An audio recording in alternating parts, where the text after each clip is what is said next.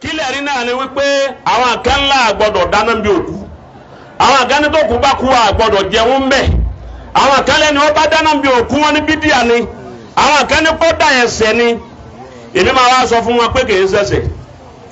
ẹ wá jẹun fún ilé rí ẹyọ kan tẹ́ fi kojú wọn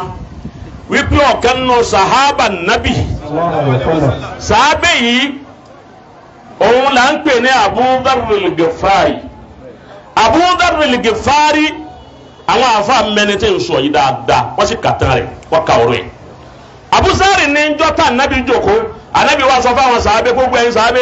ànábì ni man qala la ilaha illallah dakhala al-janna ànábì lẹ́ni ọba wí la ilaha tẹ́mi báyìí bọ́lọ́rùn ẹ̀ tó yẹ kó òun ló wí ànábì ni yọ wà al-janna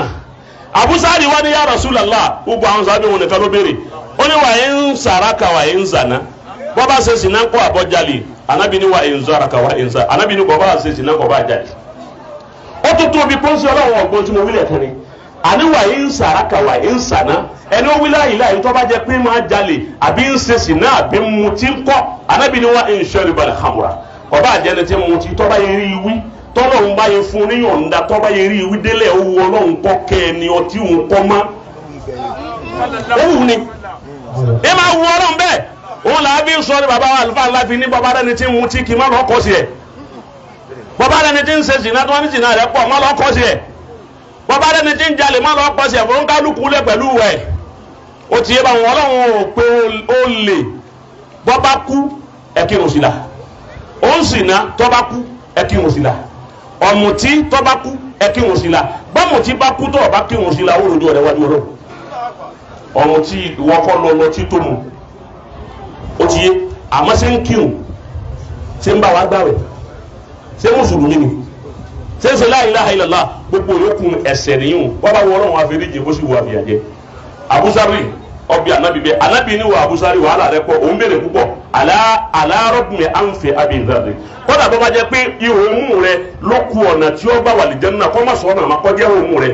mú rẹ òun náà ni ó bá wà lè jẹ́nà. fa'lam annahu la ilaha illallah Abu Dharr ìhun. wastaghfir li dhanbika walil mu'minin wal mu'minati wallahu ya'lamu mutaqallabakum. náà ọ̀rọ̀ tí mo fẹ́ sọ gba Abu Dharr sẹ́ni gbọ́dọ̀ èyí tí wọ́n wí yìí òun ni àwọn tí wọ́n ń dààmú ara wọn lórí ọ̀rọ̀ Mufi Afolabi nígbà Mufi Afolabi kú àwọn àfáà kan tó jáde wípé ha kò ní wà lè Janna ọmọ náà ni torí pé fíìmù rẹ̀ táwọn máa wò ẹ máa sáwó eré ni wọ́n ń ṣe àwọn tí wọ́n ṣe fíìmù Lárúbáwá tí wọ́n há ti fèrè àwọn náà ń kọ́ tí wọ́n wọ̀ náà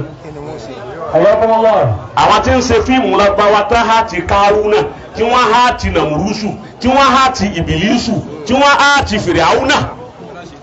àtàwọn tá há ti Ṣaitan tí wọ́n wọ̀ náà ẹ̀rí kanu ẹ̀rí ẹlẹ́ẹ̀kejì ń bẹ̀ ní wípé ẹnìkan ò gbọ́dọ̀ bá Ọlọ́run ná ọjà òkèrè ọjà tòsí ni ẹ bá ná ó fojú rẹ tó wọn bí ó gbogbo ẹni tí ń pé Mufi Afolabi òwò náà tó ní kèfèrí ni ó tún sọ́wájú Ọlọ́run ó ti yé báwọn torí wípé o ò dénú ilé rẹ̀ o ò dé kọ̀rọ̀ rẹ̀ fídíò lòún wò fíìmù lòún wò lòún fi ń dájọ́ rẹ̀ ẹlẹ́ẹ̀kejì ẹni yòówù tó bá ní Mufi Afolabi òwò náà àbá àfa yòówù tó bá wí bẹ́ẹ̀ tó sọ ọ́ jáde lẹ́nu ẹ̀ á wàá sọ fún tọ̀hún nísìnyí wípé ṣe bí gọ́gù ń bẹ àbí kò sí gọ́gù má gọ́gù ń bẹ àbí òsì ẹni kọ́ ń tọ̀ wọn lọ lè gọ́gù àlùkìyàmà ntí ó ṣẹlẹ̀ lálùkìyàmà ẹni kọ́ lọ gọ́gù ẹ̀ wáyé tọ́ba gọ́gù ẹ̀ tọ́ba bá Mufi nù ná ó pìlẹ̀ rẹ̀ fún gbogbo ayé káyọ̀ máa wò bí ọba ti rí ìhun ṣe kọ́ gbẹ́nu ẹ̀ sọ̀rọ̀ ẹ fi dájọ́ lẹ̀ fọ́lọ́ Ọlọ́run ló ní ìdájọ́ kì í ṣe nìkan Abu Dharr al-Ghifari ìgbà tí múra tí ó lọ sàábé tó dáa ni ó lè ní máa jà tẹ́lẹ̀tẹ́lẹ̀ ẹ máa dáná ní dánadáná tí máa jalè amúrọ̀bà ni ọwọ́ agbúrò wípé ànábì gbé ẹnìkan ibi tó wà tí ń dáná lọ́wọ́ lẹ́nìkan nítọ̀ Muhammad kan ti dé nísìnyí ó ní kọ̀sán bá kan àfọlọ́hún ní amákin ó ní ìsìlámù lòún gbédé Abu Dharr wá sọ fọ́kànnú àwọn ọmọọṣẹ́ rẹ̀ pé kọ́ lọ́bẹ̀ kọ́ lọ́ lè wò kí lẹ́ni òun wí nígbà wọn débẹ̀ ẹni wọn padà dé pé ọ̀rọ̀ wà ìwà rẹ̀ níròyìn ìwà yìí sì ń ròyìn ẹ̀sìn ó ní ìwà ó ní atẹ́sìn ó ní òun ọlọ́bẹ̀ ìgbà tó débẹ̀ tó bá nábì tá nábì ń sọ̀rọ̀ ó ní mo fọ́fẹ́ nìyí ó ní mo tẹ̀lé ńjọ́ náà ni ò ti jalè má ìjọ tí wọ́n múra tí ó lọ tí ó kú ẹ̀mí múra tí ó bọ́ lọ́rùn rẹ̀ ọwọ́ pé ọmọ rẹ̀ obìnrin eléyìí ọ̀pọ̀lọpọ̀ ẹlòmíì ò rí kọ̀má èyí sọ bí tíra tó wà fún ọ kó o lè mọ̀ wípé kì í sọ̀rọ̀ irí ní sọ lọ lè wo tírà tí wọ́n ń pè ní asadul gaba fi ma'arifati sọ̀hábà ọba mbẹ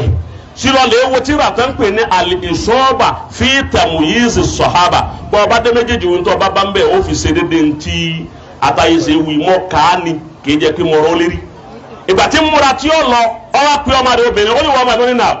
ó ní sáà lẹ́ran láǹgbàlá ọlá lẹ́ran ó ní àsìkò tó wù ú lọ ó lóun múra tó wù ú kù ó ní sinasi ni ó ní kò ju nǹkan bíi ìṣẹ́jú mẹ́ẹ̀ẹ́dógún ma tẹ́mi ọgbọ́rọ̀ òun ó ní wọ́n ma mi ó ní lọ pa ẹran náà